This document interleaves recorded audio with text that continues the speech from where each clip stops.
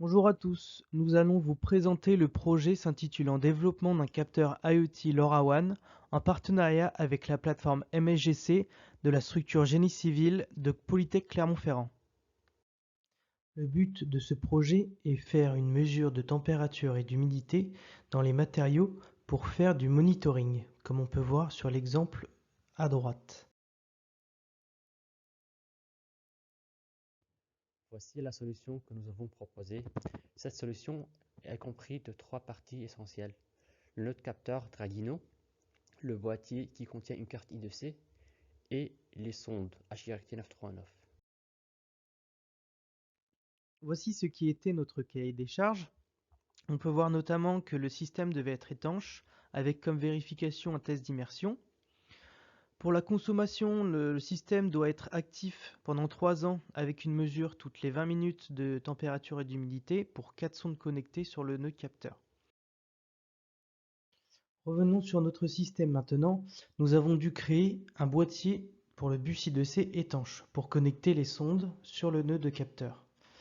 Ainsi, nous avons créé un boîtier I2C avec une carte sur votre gauche et le boîtier sur la droite qui, avec de la résine, rend le système étanche. Les commandes AT permettent de communiquer et configurer le Dragino à partir d'un PC via une liaison série. Voici une partie des commandes que nous avons intégrées.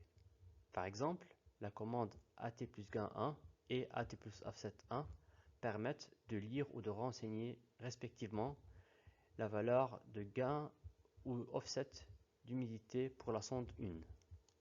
Un grand axe de ce projet était sur la consommation du système. En effet, comme il était sur batterie, nous devions réguler cette consommation afin qu'il respecte le cahier des charges. Nous avons ainsi mesuré cette valeur avec un multimètre de précision pour obtenir des courbes comme celle-ci. Ces 3 phases de consommation ont ensuite été calculées, puis nous avons pu en déduire l'autonomie, comme ici, du système. On obtient ainsi 14 années d'autonomie, ce qui respecte le cahier des charges. Une partie importante dans ce projet est de pouvoir le recréer et l'utiliser. Pour cela, nous avons conçu un ensemble de documents qui permettent de recréer ce système et de le configurer en tant qu'utilisateur.